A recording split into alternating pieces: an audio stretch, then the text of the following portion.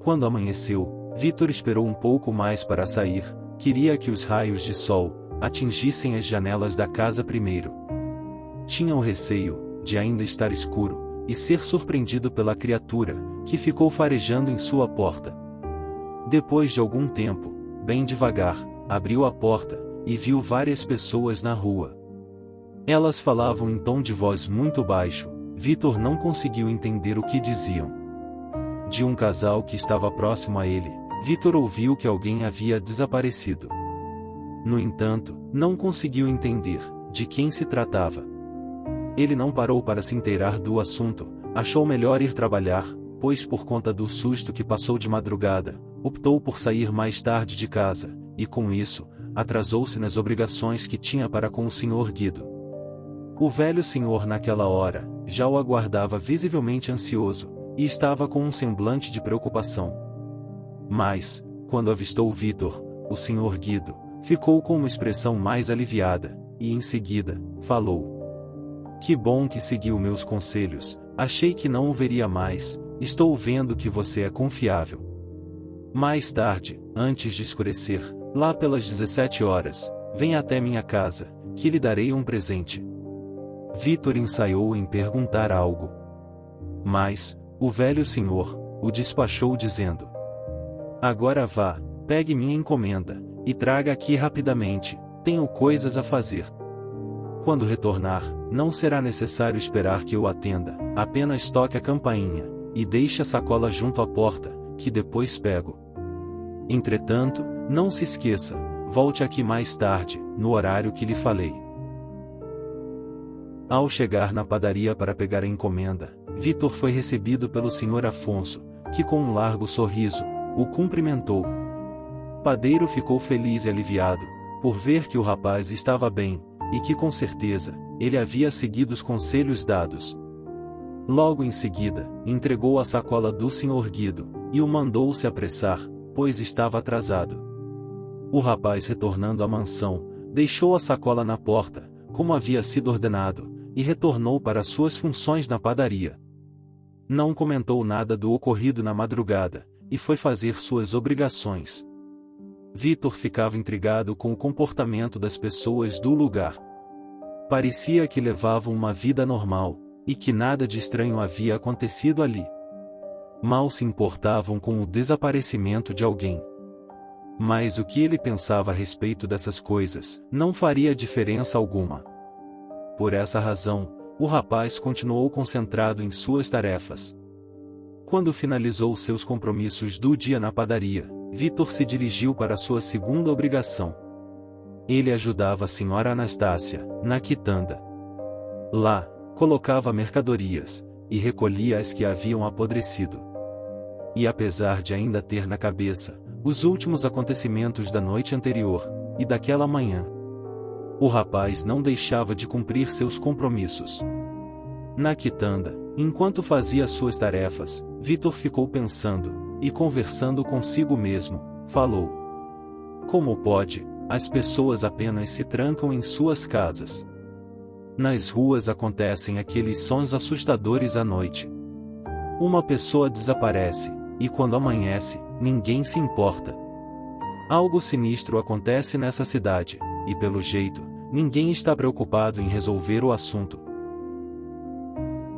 Por volta das 14 horas, após concluir suas tarefas na quitanda, Vitor chega ao pomar de Hirohito Kozawa, e viu que o velho japonês estava trabalhando sozinho. Normalmente, quando Vitor chega, tem um rapaz que auxilia o Sr. Kozawa. Mas naquele dia, não havia ninguém com ele.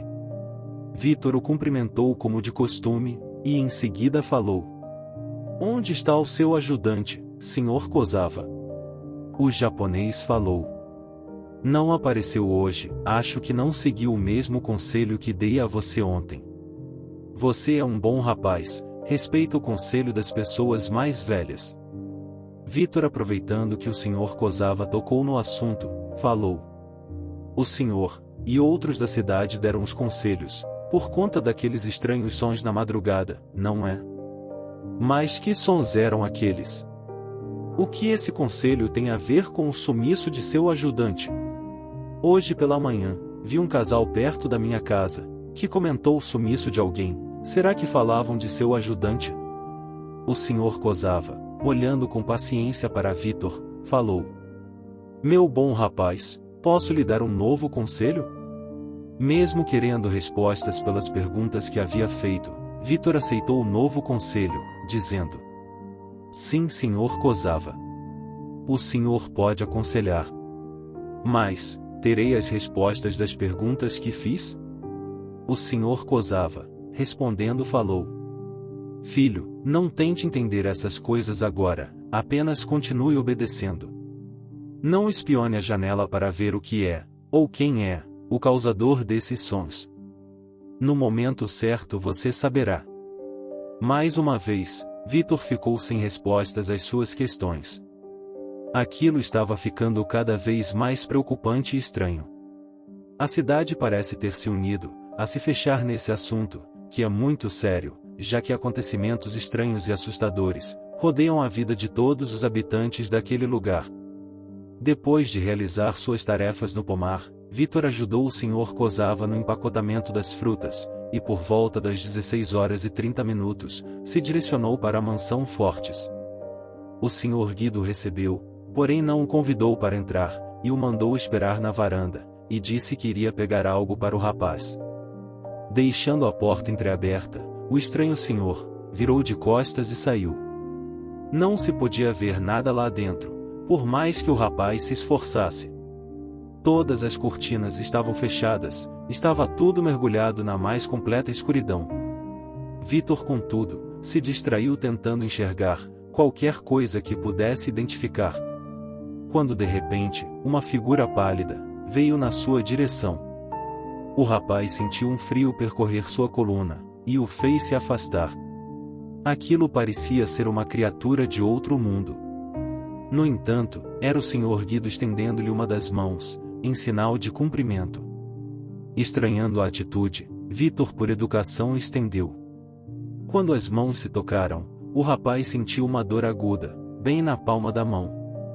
Como reação instantânea, deu um grito, largou a mão daquele senhor, e se afastou, agitando a mão dolorida.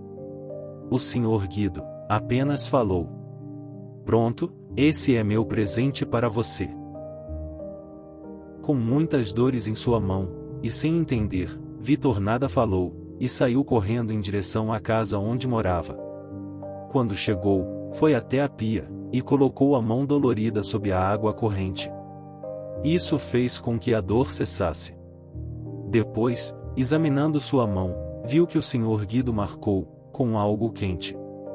A marca parecia que foi feita com ferro em brasa, idêntica à marcação que se faz em gado. O rapaz, enrolando uma faixa na mão, pensando alto, falou: Que velho maluco, por que será que ele fez isso? Por volta das 20 horas, a dor já havia passado completamente, e ele então desenrolou a faixa, e viu que havia uma figura de um círculo, contendo bem no meio dele o número 7. Vitor não entendia qual seria o motivo de tanta obsessão do excêntrico senhor com esse número. Até então, o rapaz pouco se importava com tais manias, mas agora, o Sr. Guido o havia marcado. Vitor tentava imaginar mil motivos para entender a razão pela qual o proprietário da mansão Fortes o marcasse assim. No entanto, não viu coerência em nenhum deles. Mas, a hora de se trancar em casa e fechar as janelas se aproximava, e ele teve que deixar suas teorias para outra oportunidade. Mais uma vez, à meia-noite em ponto, os estranhos sons que aconteciam na noite anterior recomeçaram, e outra vez, aos 7 minutos em ponto, terminaram. No entanto, dessa vez, quando os 7 minutos findaram, uma estranha figura nebulosa surgiu em frente à casa onde Vitor residia. Fortes trombadas aconteceram na porta. Algo parecia arranhar com muita ferocidade. De repente, o círculo com o número 7, que estava tatuado na palma da mão dele, começou a brilhar. Uma forte luz surgiu, e uma dor intensa o fez desmaiar. Pela manhã, deitado no chão da sala, e sofrendo uma momentânea confusão, Vitor estranhou o fato de estar ali. Aos poucos, foi recobrando a lucidez, e se lembrou que a tatuagem que o Sr. Guido havia lhe feito, causou uma dor tão grande que o fez desmaiar. Então abriu sua mão e viu que a tatuagem não mais estava lá. Aquilo o deixou mais confuso ainda, e pensando alto falou: será que foi tudo um sonho? Mas se foi, por que será que dormi aqui? O que aconteceu na noite anterior, que me deixou tão confuso? Não tendo como saber as respostas de tais questionamentos, Vitor, lembrando-se que deveria fazer suas obrigações, rapidamente se levantou, lavou o rosto e saiu em disparada, rumo à mansão Fortes.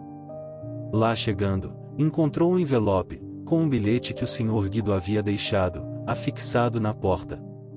O dinheiro para as compras estava junto. Nesse bilhete, estava escrito o seguinte: esses valores que deixei, são referentes apenas para as suas refeições, durante os dias em que me ausentar da cidade. Continue seguindo as orientações. Lembre-se, jamais saia de casa após as 21 horas, e em hipótese alguma, abra as janelas, para olhar os acontecimentos que estarão ocorrendo no lado de fora. Mais uma vez, Vitor não consegue entender as enigmáticas atitudes que o Sr. Guido tomava. Qual seria a razão daquela saída repentina da cidade? Porque Vitor sonhou que havia sido marcado pelo estranho senhor. Parecia algo tão real. O rapaz estava confuso, mas no momento, não tinha condições de formular qualquer teoria a respeito daquilo, pois suas tarefas o esperavam. O dia foi um pouco diferente ao que Vitor estava acostumado, ele não se concentrava direito. Mas ainda assim, conseguiu realizar tudo o que lhe era proposto. Tanto na padaria, quanto na quitanda. Sua última tarefa daquele dia, seria no pomar Kozava. Quando chegou, não viu o sorridente japonês. Mas sabia de suas tarefas, e começou a realizá-las. Ao finalizar tudo, percebeu que haviam alguns frutos que não estavam ensacados, e Vitor os ensacou. Ao término, viu a esposa e a filha de Kozava, chamando por Vitor, pedindo que ele viesse ajudá-las.